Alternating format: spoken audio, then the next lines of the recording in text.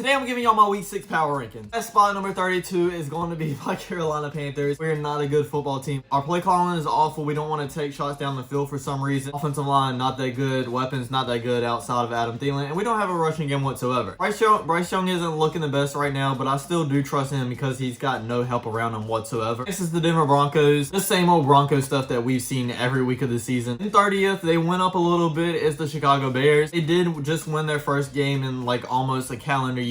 Justin Fields looked great. DJ Moore looked great. I still don't know what Emmanuel Forbes is doing. Still not going to overreact too much to it though because it is just one game, but we stuck them up a couple of spots. In the 29th spot is the New York Giants. I mean, they played the Dolphins, so I wasn't expecting them to win or expecting them to prove their stock after this week. Daniel Jones and this offense obviously didn't look great like they've been looking the entire year, so not much I need to say. Moving down a lot of spots from last week's power rankings is the New England Patriots. They looked really bad, especially on offense. It looked like Mac Jones did not know what he was doing, and they just got crushed by the Saints. And the Saints are a decent team, but they're not all that good. Like, you shouldn't be getting crushed by them by that much. Probably going to get rid of Mac Jones next year. And some fans even want them to move on from Bill Belichick. Rebuild is probably coming to New England very soon. This is going to be the Raiders. Even though they got a win against the Green Bay Packers, they still didn't look all that great. Jimmy Garoppolo didn't turn the ball over that much, so that is a positive, but they weren't really moving the ball downfield. Devontae Adams didn't really have a big game. So I'm still very concerned about this offense. Defense actually looked really good though. I could see them moving up a couple of spots, but I think that's a good spot overall. Another team that moved really far down on this list is going to be the Washington Commanders at the 26th spot. It literally just went toe-to-toe with the Eagles and probably should have beat them. Then you go back to next week and lose to Chicago Bears. Obviously, the Chicago Bears aren't great, so they shouldn't be losing to them. I think the Commanders are just in a spot of inconsistency at this point. I don't really know what to think about the Washington Commanders, so I'll put them a lot farther down than when I had them. Next is the Minnesota Vikings. For the most part, they were actually in that game versus the Chiefs, which neither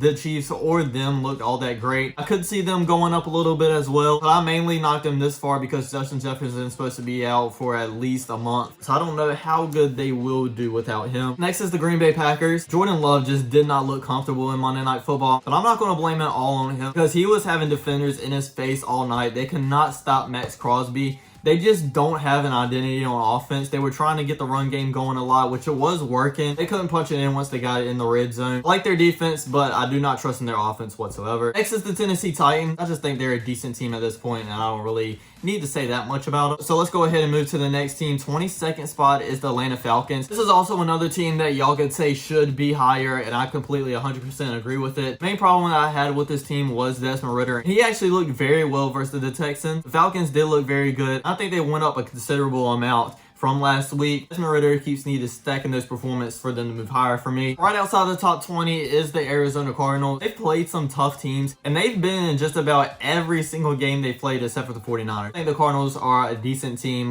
Definitely not as bad as everybody thought they were going to be in the offseason. 20th is the New York Jets. They played the Broncos, which is like a bottom 3 team. I don't think Zach Wilson played all that good, which he doesn't really need to play amazing. He just needs to play decent and not turn the ball over, which he did that this week. I would like to see Zach Wilson play a little bit better because you're going to need to rely on the passing game, especially against these top teams. In 19th, I have the Indianapolis Colts. I've honestly been saying I'm on the Colts train since week 1, since they came in and showed that they compete against that Jaguars team. I'm concerned about Anthony Richardson. He's going to need to change the way he plays. He wants to be a quarterback for a long time in this league. But they do have Gardner Minshew, and he's been playing exceptionally well as well. They have Jonathan Taylor. I think he'll get more touches as the season goes on as well, so that'll help Minshew as well. And 18th is the Pittsburgh Steelers. They look pretty good against the Baltimore Ravens. A lot of people are going to be mad that I have them under them, even though they beat them. For these divisional matchups, just the worst team just somehow finds a way to win the divisional matchup sometimes, so I don't take divisional matchups too far into account. The defense looked good. Defense still needs to step up a little bit though, and the Baltimore Ravens honestly should have won that game if the Ravens receivers knew how to catch the ball. 17th is the Houston Texans. This was kind of a humbling week for me for the Houston Texans because I was highly on the Texans. CJ Stroud was looking great, and they were just looking great in general. Since they lost to the Falcons, I put them a little bit lower. Right outside the top 15 is the New Orleans Saints. Now that I'm looking at it, they should probably be a little bit lower, maybe to about the 17th spot. I think this is a pretty decent spot for them. I had to put them up a little bit since they just blew out the New England Patriots.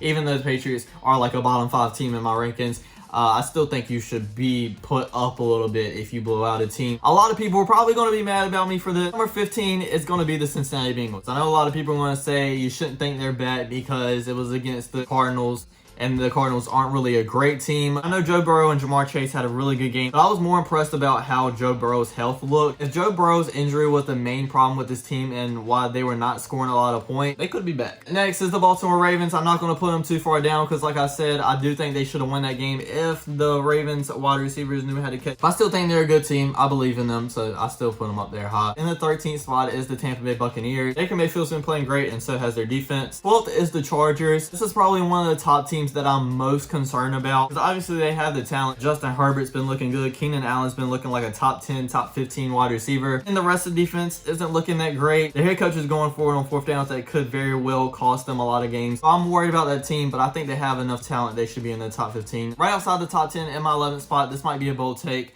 I have the LA Rams. Matthew Stafford showing that he's still a top 10, top 15 quarterback. Puka's obviously doing Puka things. Cooper Kupp is back as well for his first week. They played the Philadelphia Eagles, and they were in that game most of the time. Obviously, the Eagles are like one of the best teams. In number 10 spot is going to be the Cleveland Browns. They were in the bye week. I know they just got blown out by the Baltimore Ravens. Deshaun Watson wasn't starting, so I was kind of expecting that for a rookie quarterback in his first start. They have a top 5 defense, which that is why they're so high. I think Deshaun Watson can do just enough for this team to succeed. In ninth is going to be the Jaguars. Trevor Lawrence actually looked really exceptional. Everybody was getting open from Christian Kirk to Calvin Ridley was finally showing up after week 1. And that defense for the most part stopped the Bills as well in London. So I think they're trending in the right direction. The 8th spot is another team that was in their bye week, the Seattle Seahawks. In 7th spot, we have the Dallas Cowboys. The 49ers were their true first test to see if they were truly Super Bowl contenders or not, and they completely failed that test. I was expecting them to lose because obviously the 49ers are the best team, but for them to get blown out like that, the offense couldn't move the ball at all. They maybe should even move more down, but I'm not going to overreact too much. In my 6th spot is the Detroit Lions. Aside for the passing game and being able to move the ball down the field, I think in the trenches is the most valuable part, and they have that. They're stopping the run amazingly. I think they're like top 5 in stopping the run. I think they're like top 5 in rushing the ball as well. I think this is a really good team, and people are going to just see how dangerous they are in the future. Our top 5 now, in our 5th spot is going to be the Miami Dolphins. They play the Giants, which is like a bottom 5 team, so they didn't have too much to gain even if they blew this team out by 70 again. Would like to see the defense step up a little bit more. Lost to the Bills, so people were putting them a little far down, but I still think this is a really good team. 4th is the Buffalo Bills. Obviously they just lost. I could see them moving down right outside the top 5 as well. I think this is one of the most inconsistent teams I've ever seen in the NFL. 2 weeks before this week when they beat the Miami Dolphins, we were talking about them being a Super Bowl contender, and then they just got beat by a team they shouldn't probably be getting beat by in the Jacksonville Jaguars. And injuries on the defensive side are a huge concern as well. We'll see how that plays into their ranking in the future. In 3rd spot is going to be the Philadelphia Eagles. Jalen Hurts is finally looking like the quarterback that we saw last year. Their running game is good, and the defense is looking good as well. A lot of people are not going to agree with my 2nd spot. It's going to be the Kansas City Chiefs. People are probably going to say they should be lower because they're barely winning games against teams that they probably should be blowing out. They're winning games with Patrick Mahomes, with Travis Kelce. I just can't put them too terribly low, but I think they deserve to be a top 2 for me. And then obviously our number 1 spot is going to be the 49ers. I did expect them to win versus the Cowboys. When you come in and put that number of points up against a defense that was talked about as one of the best defenses in the NFL, this looks like the most complete team with the most superstars. This is the team to beat in the NFL. Let me know what teams that are way too low that I should have put higher and what teams I put way too. Thanks for watching. Don't forget to like, comment, subscribe, and I'll check you guys out next time. Peace.